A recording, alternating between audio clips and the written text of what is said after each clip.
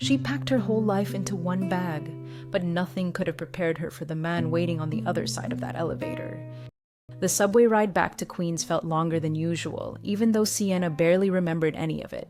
Her mind replayed Marcus's voice over and over, each word sinking deeper into her chest.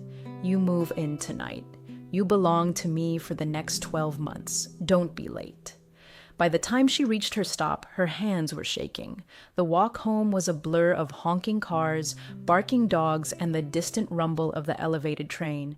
Queens was loud, messy, familiar, the opposite of Marcus Blackwood's world. She wasn't ready to leave it behind. She wasn't ready for any of this, but she didn't have a choice. When she stepped into the apartment, her mother was pacing the kitchen, phone in hand. Her father sat at the table, staring at a cold cup of coffee. Her mother looked up immediately. "How did it go?" Sienna dropped her bag on the counter. "He wants me to work for him." Her father's shoulders sagged with relief. "Thank God. That's good, right? That means he'll give us time?" Sienna swallowed. "It's more complicated than that." Her mother stopped pacing. "What do you mean?" Sienna hesitated. She didn't want to say it. She didn't want to see the guilt on her father's face or the panic in her mother's eyes. "He wants me to live with him." Silence. Her mother blinked. "I'm sorry. What?" "He put it in the contract," Sienna said quietly. "I didn't see it until after I signed." Her father's face went pale. "Sienna, I know," she whispered. "I know." Her mother pressed a hand to her forehead. "Why would he want that? Why you?" Sienna didn't have an answer.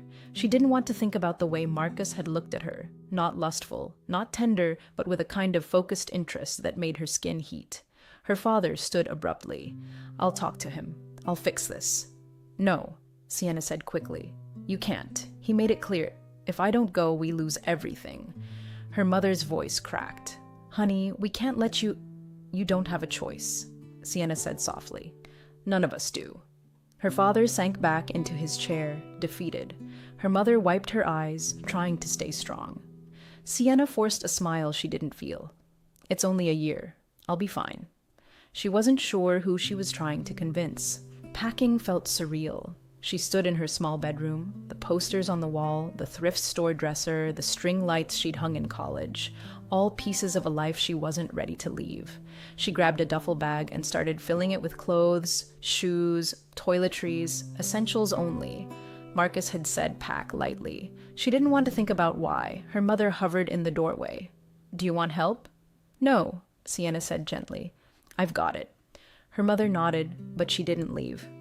"I'm sorry," she whispered. "I'm so sorry it came to this." Sienna zipped the bag. "It's not your fault." Her mother stepped forward, pulling her into a tight hug. "Just be careful. Men like him don't do anything out of kindness." Sienna closed her eyes. "I know." Her father appeared behind them, eyes red. "Call us. Every day." "I will." He hesitated, then added, "If he ever makes you uncomfortable." "Dad," she said softly, "he already does." Her father flinched. Sienna grabbed her bag and took one last look at her room. Then she walked out. Marcus sent a car. Of course he did. A sleek black SUV idled outside the apartment building, windows tinted, engine humming. The driver stepped out as soon as he saw her. "Miss Reyes?" "Yes." "I'll take your bag." She held on to it. "I've got it." He nodded and opened the back door for her. The interior was spotless. Leather seats, soft lighting, the faint scent of cedar. She sank into the seat, heart pounding. As the car pulled away from Queens, the city lights blurred past the windows. Manhattan loomed ahead, glittering and cold. Sienna pressed her forehead against the glass. She felt like she was being transported to another planet. The Blackwood penthouse was nothing like she expected. The elevator opened directly into the living space, a massive, open-concept room with floor-to-ceiling windows overlooking the city. The skyline stretched endlessly, lights shimmering like stars. The space was modern, minimalist, expensive. Dark wood floors, marble countertops, a fireplace built into a wall of black stone. Everything screamed wealth and control. And standing in the center of it all was Marcus. He turned as she stepped out of the elevator, his expression unreadable. He wasn't wearing a suit now, just a black dress shirt, sleeves rolled up, the top button undone. Somehow, that made him look even more dangerous. "You're on time," he said. Sienna lifted her chin.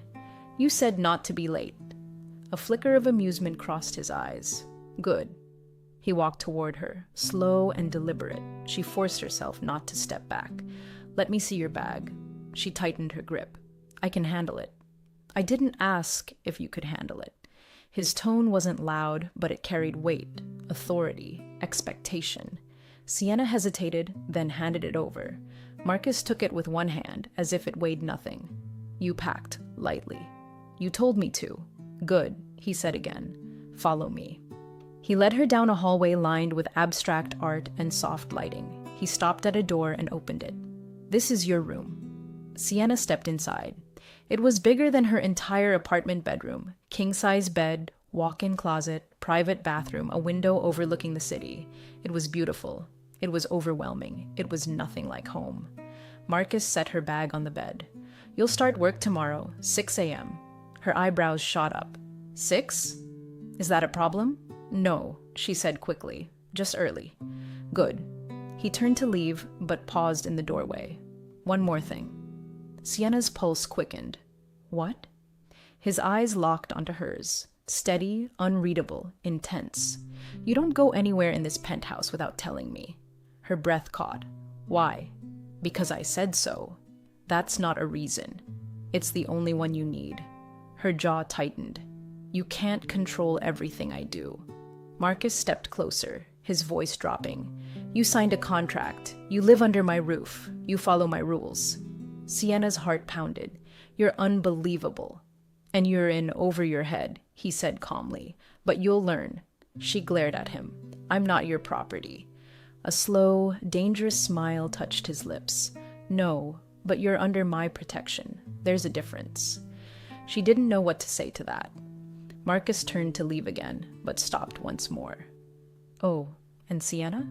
She hated how her breath hitched. "What?" His gaze dropped briefly, almost imperceptibly, to her mouth. "Don't wander tonight." "Why?" His eyes darkened. "Because I won't be patient twice." The door closed behind him. Sienna stood frozen, heart racing, anger and fear, and something else twisting inside her. She didn't know how she was going to survive a year of this. She didn't know how she was going to survive him.